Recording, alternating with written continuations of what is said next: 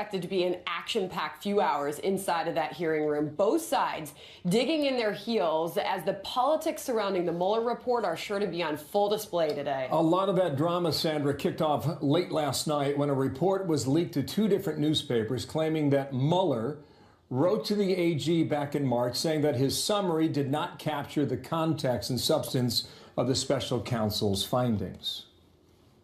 No doubt he's going to take heat for it because the Democrats are already signaling to us that that's what they intend to do. But the fact is, there was nothing inaccurate or misleading about it. And so what do they have left to complain about? Well, perhaps they didn't like the way it was characterized by the media. But they own the media for the most part, and they should take that up with the media, not with the Attorney General.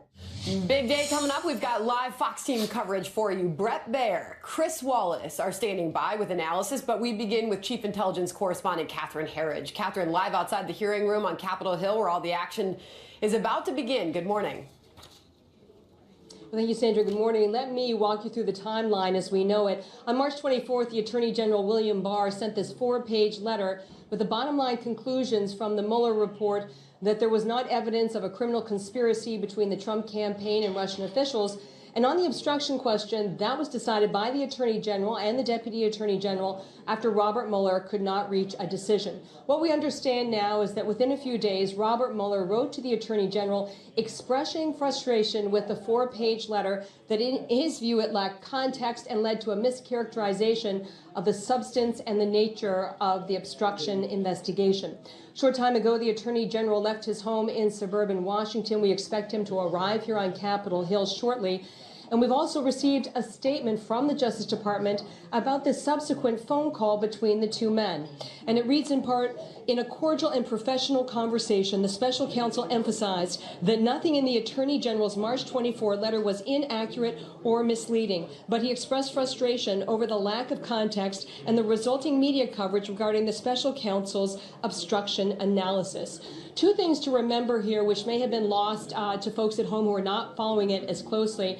The Attorney General testified when he was on the Hill recently that he gave the special counsel an opportunity to review that 4-page letter that was sent to Congress, and Mueller declined to do so. Also, at the end of the day, it was the special counsel within his authority to make the decision on obstruction, but he could not make that decision, so it was left the Attorney General and his deputy, Rod Rosenstein. Sandra. And what's the latest that we're hearing from the House this morning about tomorrow, Catherine?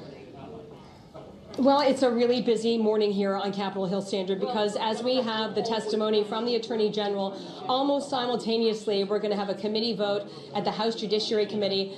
And what the Democratic chairman wants to do is add additional time to allow for questions from staff attorneys, both Republicans and Democrats. This is a no-go, really, for the Justice Department. They feel very strongly that a Senate-confirmed cabinet-level secretary should take questions from lawmakers and not from staffers. Here's the chairman and the ranking member of House Judiciary late yesterday. We have to get to the bottom of these issues. That's why we've called him in. And it's not up to the Attorney General to tell the committee how to conduct its business. They're wanting to have the feel of an impeachment hearing because they do not want to go to an impeachment hearing. They're just wanting people to think that they are. Whether he felt that Robert Mueller agreed with his conclusion. The bottom line for the Justice Department is that they feel that any kind of questioning from staff attorneys is really off limits and that they will take a very firm stand if that is what the Democratic leadership on the House committee demands at some point this morning, Sandra. So we await that committee vote on tomorrow's hearing. Catherine Herridge, thank you. Let's get to Ken Starr right now, former independent counsel, Fox News contributor, live back home in Waco, Texas today. And sir, good morning to you. I just want to point out a statement that came out from the DOJ late last night, and here's the key line. In a cordial and professional conversation, the special counsel emphasized that nothing in the AG's March letter was inaccurate or misleading. So how do you size this up in what appears to be, at least for the moment, a story of he said and he said, sir? Yeah, it doesn't, I know a lot is being made out of it, but it looks to me as if at the end of the day, there's very little. Look, this is a 440-plus page report. And as you paw through the report, it is so detailed, and so there's nuance there, right? So it's not surprising that the author of the report would say, yeah, you didn't get it exactly right. But the key is, did you get something wrong? Were you misleading? Were you inaccurate? accurate. It's something that you said false. And there, Bill Barr gets a 100% grade. So he gets an A+. Okay, Bob Mueller will testify, we believe, sometime in the month of May. Do you believe today moves the meter much on any of this? Or is it a question of waiting to hear what Mueller has to say when he returns serve? Well, I think this is very important today because we need confidence in the honest administration of justice.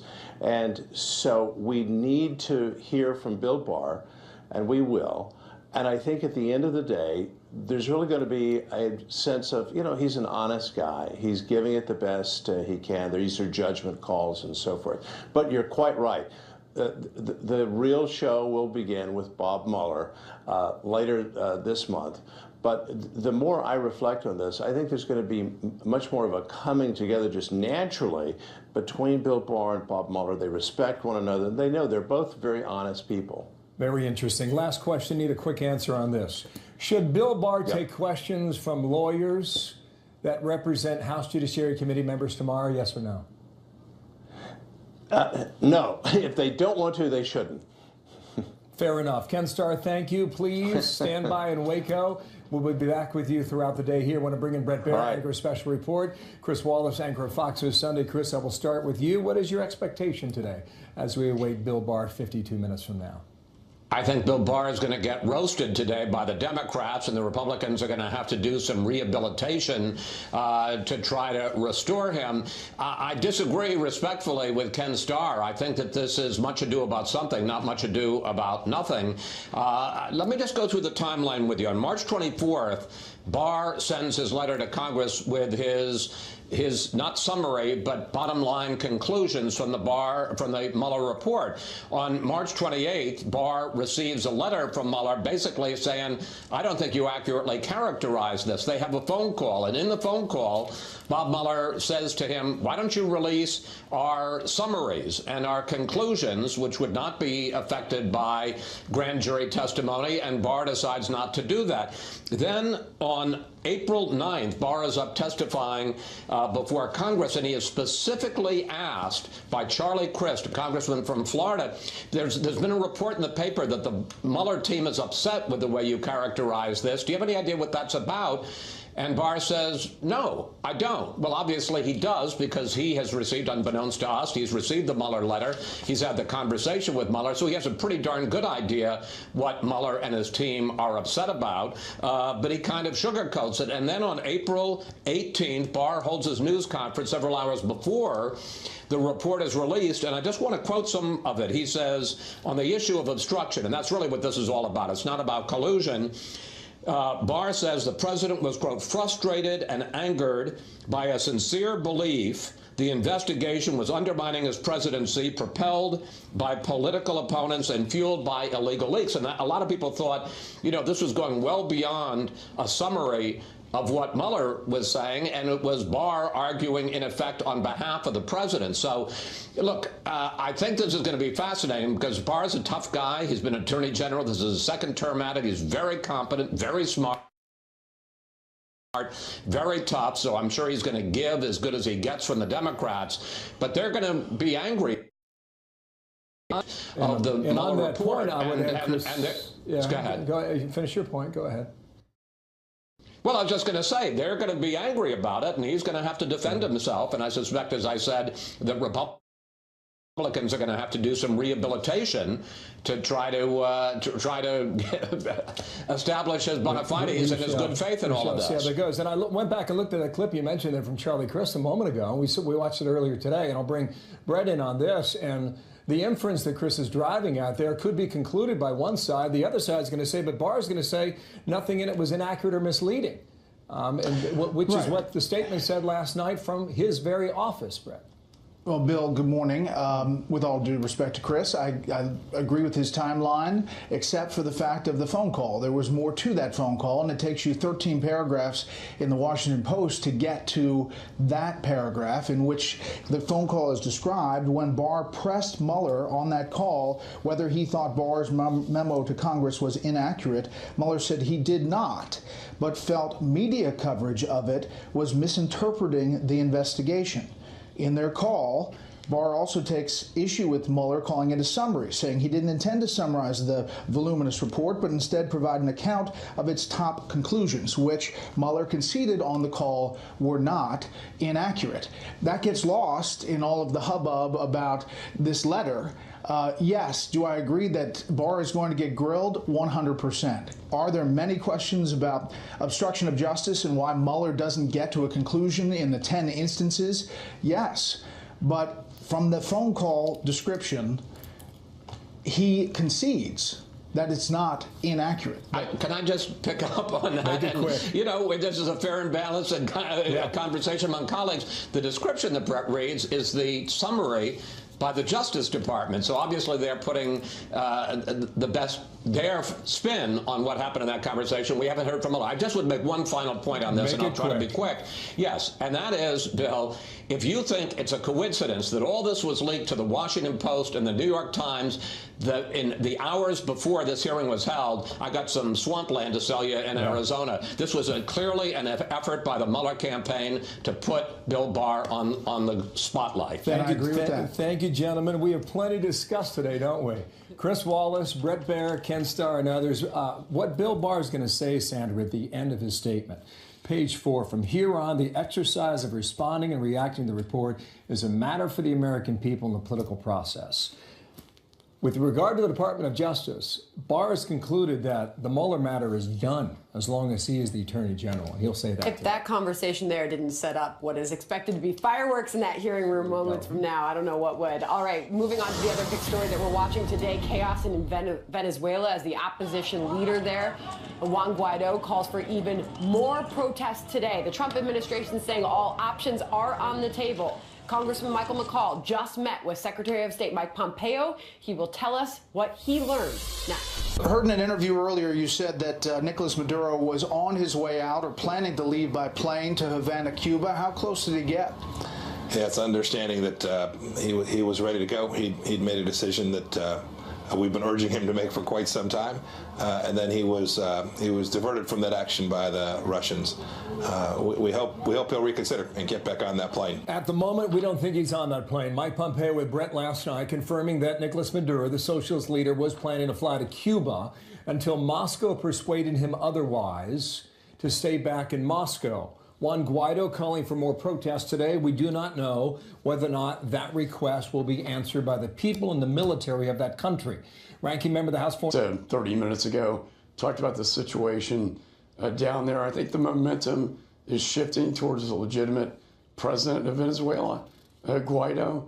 We have the top 3 intelligence officials and the head of the Supreme Court basically take Lopez, who's the opposition leader, out of custody. So the idea that Maduro is going to a tarmac to fly out of Venezuela to Havana is extremely significant. We haven't seen the Russians in the Western Hemisphere this strongly since the Cuban Missile Crisis with military assets. They would love nothing more than to poke us in the eye. Excuse me, Bill, I have allergies today in D.C. But they would love nothing more than poke us in the eye and keep Maduro in power in Venezuela. So we have the Cuban security forces and the Russians propping up Maduro, fighting the forces of democracy and free and fair elections. Heard from the president. Here's the tweet. If Cuban troops and militia do not immediately cease military and other operations for the purpose of causing death and destruction of the Constitution of Venezuela, full and complete embargo, together with highest level sanctions, will be placed on the island of Cuba. Hopefully all Cuban soldiers will promptly and peacefully return to their island. Just need a quick answer on this. If that action is willing to go forward on Cuba, are we willing to take action on Moscow as well, sir? Well, I think that would escalate things. I think the military option is on the table. It's the last option we want to exercise. We want to put more sanctions, more pressure. President also talked about an embargo on Venezuela. We have to do all these things first. We do have battle plans in place if necessary. But I think it's important the Lima Group. Sorry, we have battle plans in place for what? Contingency plans in the event that's necessary. All options are on the table. However, I would argue that it's the Colombians and it's the Brazilians and Argentinians and the Lima group that need to lead this effort. It's the people of Venezuela that are standing up against this socialist dictator. This is what a socialist dictator does to his country. He has destroyed the most successful country in Latin America. And so we have to make sure we do everything we can to support the people of Venezuela. But, Bill, it's not going to be easy at the end of the day. Sir, thank you for your time. Michael McCall, I know you struggled through that. Smitty and I blame the pollen every day, so we feel for you, okay? Thank you for coming on. We'll see what the day brings us in Venezuela. Thank you, sir. Thank you. All right, well, we are awaiting Bill Barr's arrival on Capitol Hill as we get ready for this long-anticipated showdown over the Mueller report. The host of the Ingram Angle, Laura Ingram, will be joining us live next to weigh in. Sentences. The distortion is by the news media. Well, that was former House Speaker Newt Gingrich on the Ingram Angle last night, reacting to reports that Robert Mueller wrote to Attorney General Barr saying that his summary of the special counsel's findings did not capture the substance of Mueller's report. This as we await the Attorney General's appearance before the Senate Judiciary Committee. That should be happening any moment now. Laura Ingram joins us now over the phone. Laura, we see images of William Barr leaving his home this morning en route to Capitol Hill. This is all set to begin shortly. I'm sure you've got a lot to say on this, but it's really setting up to be quite a morning. What do you expect? Sandra, the meltdown on the other cable channels last night as we were broadcasting the Ingram Angle was something really for the ages.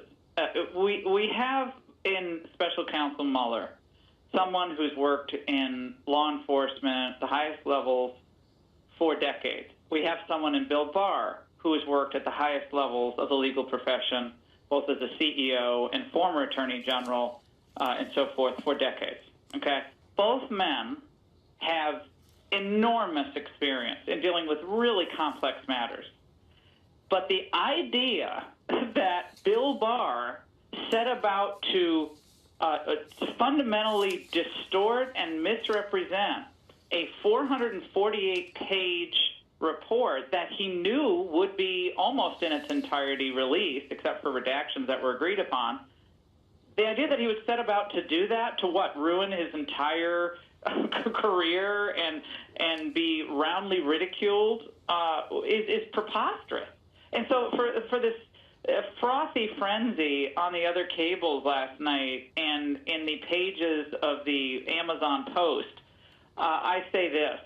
Focus on the two lines that make this such a relatively a non-story. When Barr pressed him whether he thought Barr's letter was inaccurate, Mueller said he did not, but felt that the media coverage of the letter was misinterpreting the investigation, according to officials. Now, I know Chris Wallace, at the top of your hour, was indicating that, I guess, that he kind of agrees with these other cable networks that this was an attempt by the DOJ to spin what the conversation was between Barr and Mueller. So I don't know if Chris Wallace has information that I don't have, but that he's saying that Barr is perpetuating a lie about this conversation between him and Mueller. I mean, I think if Mueller thought that this investigation was being distorted in its synopsis by Barr, Bob Mueller is a big boy. He could have come out and issued a very terse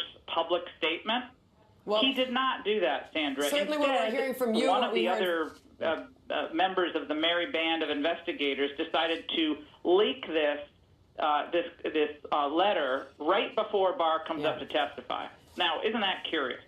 Obviously. So, as somebody who happens to by the way, we'll known Bill Barr for decades and myself worked at pretty high levels in the legal profession, I find the reporting on this and much of the commentary on this to be we'll harmful hear from William Barr and shortly. Frankly very disturbing. And I'm watching this in real time, and this is not spin, by the way. This is analysis of the current situation as it stands. By the way, we'll hear more from Brett Baier and Chris Wallace themselves in a bit before William Barr begins a short time from now. We've got everybody on deck, but meanwhile, Laura, Also, what is being decided now, there's going to be a vote in the House, a committee vote, on whether or not the House Judiciary will be allowed to have staff ask questions of William Barr at their hearing tomorrow. Should that be allowed?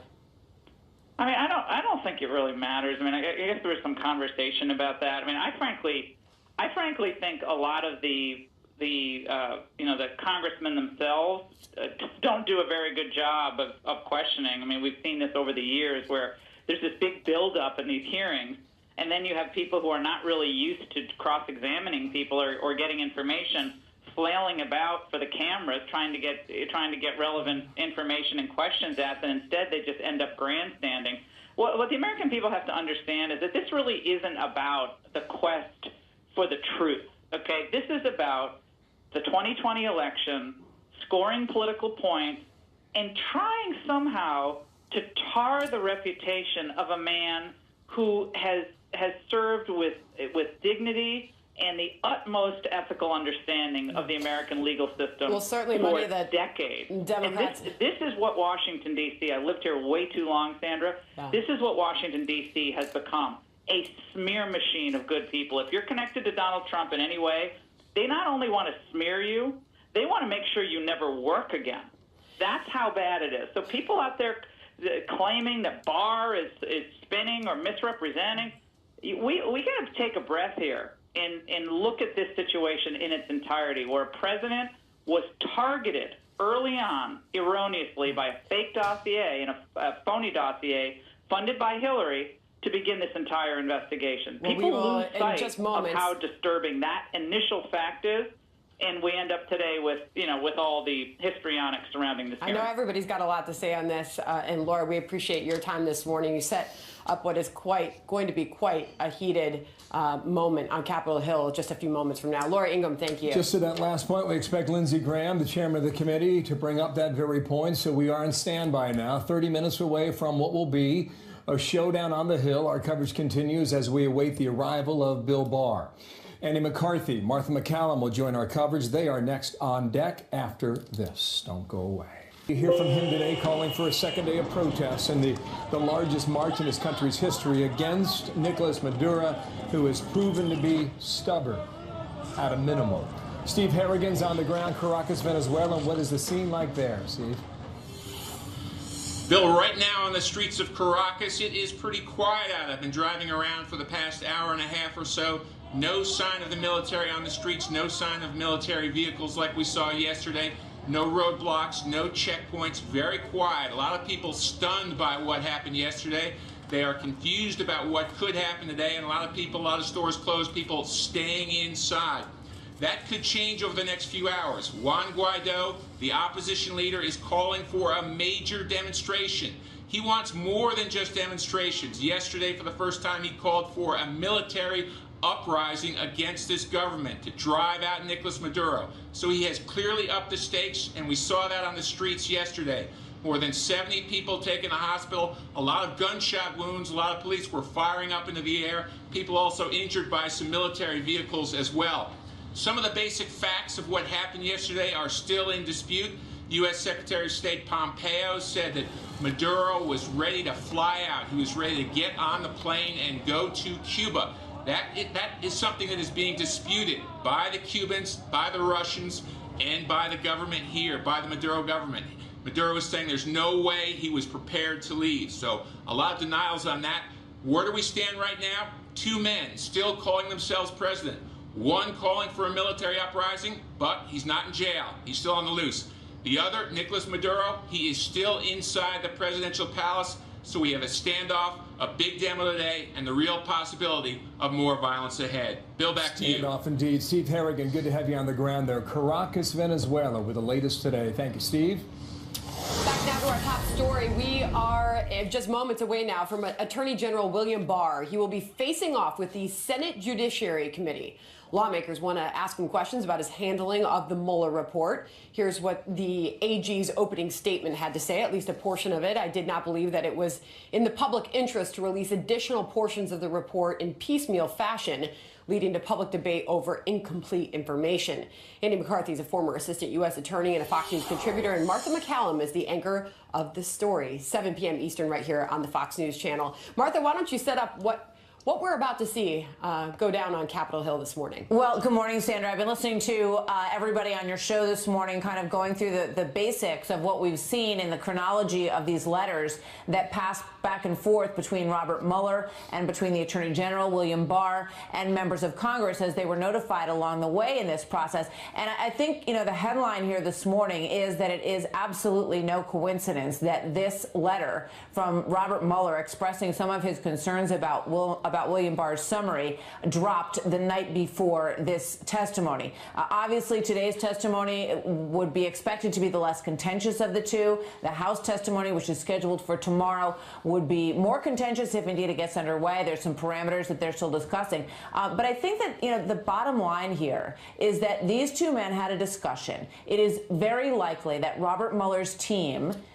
not unlike the team that worked on the Hillary Clinton case with Jim Comey, that some of them were disgruntled and unhappy with the bottom line takeaway that was presented in the report, and that they wanted their feelings to be known, that they felt that there were issues with regard to obstruction, even though in the end they were unable to reach any determination about that. So what we're seeing is a lot of sort of the backroom machinations of this, and perhaps Robert Mueller's defensiveness of his team, his wanting to make sure that they felt that their feelings were represented and their findings were represented fully, but the bottom line conclusions here do not change. And the exchange that I know we're going to look at again with Charlie Crist and Bill Barr in the last round of all of this, where he was asked, did you get any pushback? Was Robert Mueller okay with your presentation of his report? And he said, as far as I know, I think it's likely that the Attorney General will say that's because the findings were absolutely not in dispute. We both agreed upon that. Andy McCarthy, your expectations? Well, I think what you're seeing is a pitched battle between two different ways of presenting things. Barr is a prosecutor in the traditional Justice Department old school. I always thought Bob Mueller was as well, but prosecutors are supposed to make one decision. Either there is enough evidence to charge or there's not. Ordinarily, if there's not enough evidence to charge, you don't hear anything. Because Mueller took a different approach, Mueller's idea was even if he didn't find collusion, there had to be a lot of mood music around everything that he returned. So, for example, you'd get the Roger Stone indictment, which has some tiny process charges at the very end, but first you have to go through 20 pages of huffing and puffing about almost collusion. The George Papadopoulos charge goes the same way. It should have taken about a half a paragraph to charge what was charged. Instead, Mueller went on for 14 pages with almost collusion, maybe collusion, nearly collusion. In a normal case, a judge would not allow that to go on. That kind of stuff would get stricken out of the charges as surplusage because it's not relevant to the thing that's actually been charged by the prosecutor. What Mueller wants is to get the narrative out. And to see it, so the public can see how hard they tried to find collusion and how they looked under every rock for that. Barr is saying, in what is the traditional way of looking at things for prosecutors, was there enough evidence to charge or wasn't there? And when he says that there appeared to be agreement as far as he could detect, what he means is the only thing that's of any relevance, which is the bottom line for the prosecutor. Was there enough evidence to charge or wasn't there? And there wasn't. Do you expect any gotcha moments in that room today? Well, I expect a lot of combative questioning back and forth. Look, some of these guys are going to come in today loaded for bear. Barr is a very sharp and savvy guy, and he knows, as one of your guests earlier said, to give as well as he gets. I'm sure he'll be fine, but it'll be combative. Yeah, and here's a portion of A.G. Barr's letter, this is the opening statement to the Senate Judiciary Committee. You're about to hear him, his words himself, but in that he says, it would not have been appropriate for me simply to release Volume 2, the obstruction portion of the report, without making a prosecutorial judgment. Andy, I wanted to get your response to that because obviously the timing is going to be questioned. The only thing the public ever gets in a case is the prosecutorial judgment. You don't get all the toing and froing. You don't get a bunch of information that doesn't quite cut it as criminal information When an investigation gets closed without charges, you don't get to find out what all the evidence is in a normal case. You get the bottom line, and he's quite right about that. All right, Martha McCallum, Andy McCarthy will stand by as we await the AG on Capitol Hill. Thank you. So moments away, our coverage will take you there live to the Hill. Here's how it'll work at 10 a.m. Eastern Time. Lindsey Graham, chairman of the committee, will make an opening statement, followed by the ranking Democrat on that committee, Senator Dianne Feinstein. After that, Bill Barr will read his statement, which prints out to about 4 pages. He'll lay out some more reasoning as to why and how he interpreted the Mueller report. That will follow senators on each side, a period of 7 minutes each, back and forth until we conclude sometime early to mid-afternoon. Shannon Bream, Brett Baer, Chris Wallace, Ken Starr, Andy and Martha are back with Sandra and me in a moment. So we are at 9:42 on the Hill. Come on back as our coverage continues next. Carry appearance. A few weeks ago, Bill Barr sent a letter to the Hill telling the Senate and the House he will be there today, May 1st, and tomorrow in the House, May 2nd. But tomorrow's appearance before the chairman of that committee, who you see on camera now, is in doubt, and we'll explain that in a moment. Just drop in on this real quick. We're marking up the Equality Act today. Before we do that, today we're going to amend the committee rules to permit the council to question witnesses after the members do. This is not unprecedented. There's a precedent for it.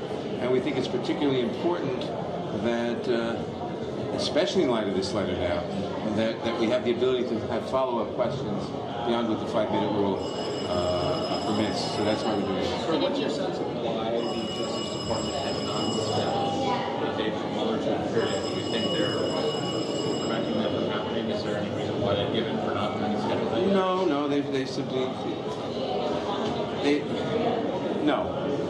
I'll take a charitable view and assume that it's just a question of setting a date, and hopefully that's true, and we'll find that out in the next couple of days. Have you spoken to Mueller, the special counsel director?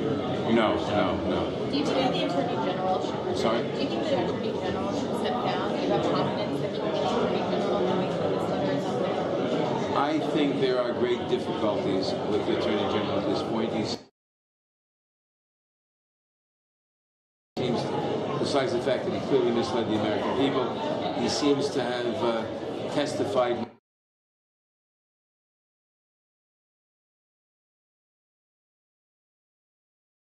untruthfully to the Senate and to the House, which raises major questions.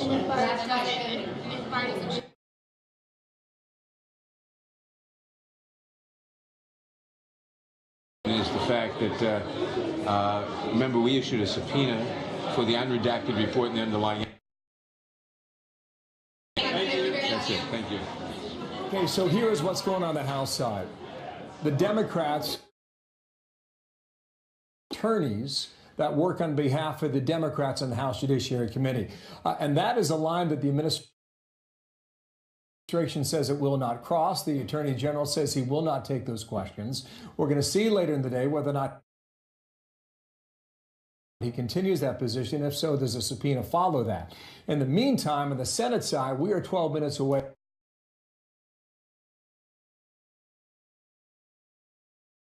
And Andy and Martha here in New York, but back to Ken Starr in Waco, Texas as well. And sir, good morning to you. And your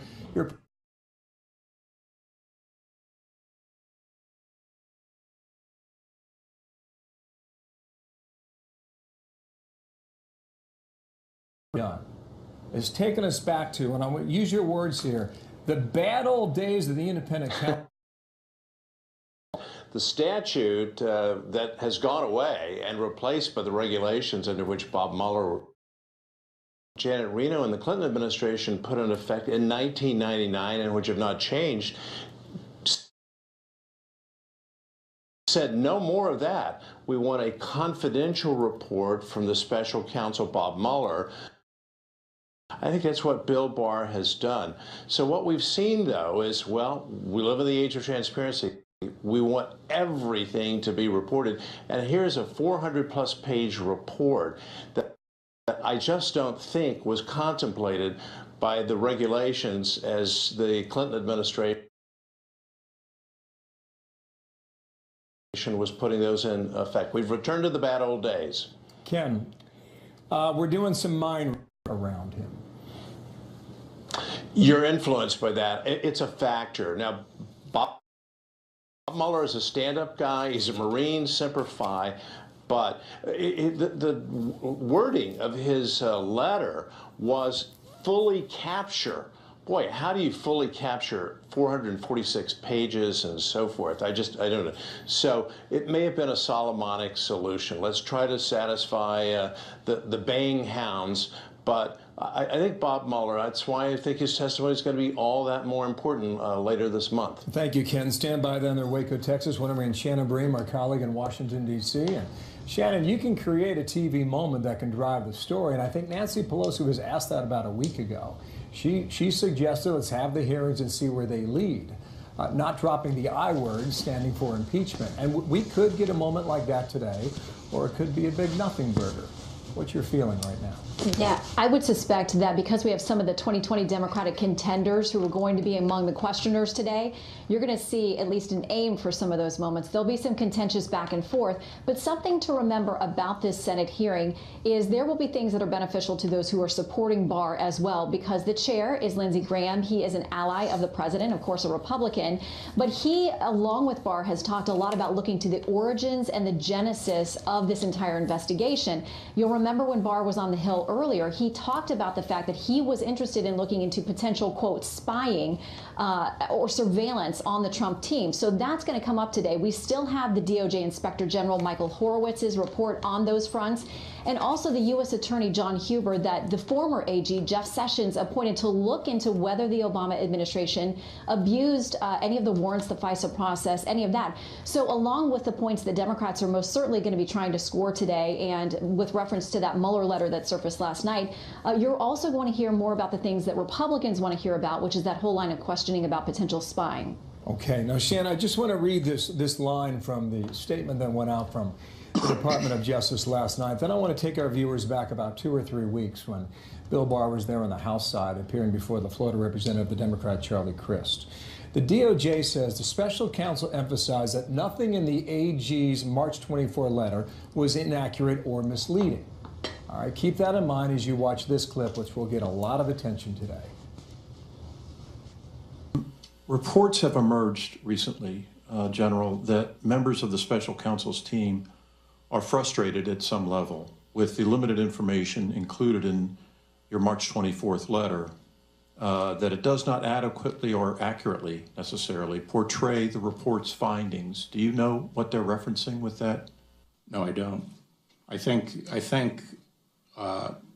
suspect that they probably wanted, more put out. But in my view, I was not interested in putting out summaries. So 50 minutes ago with Chris Wallace and Brett Baer, that was the point of contention. Gentlemen, Bill Barr is in the room now. We'll take our viewers there when Lindsey Graham gavels the order here. In the meantime, Chris, I'll go back to you.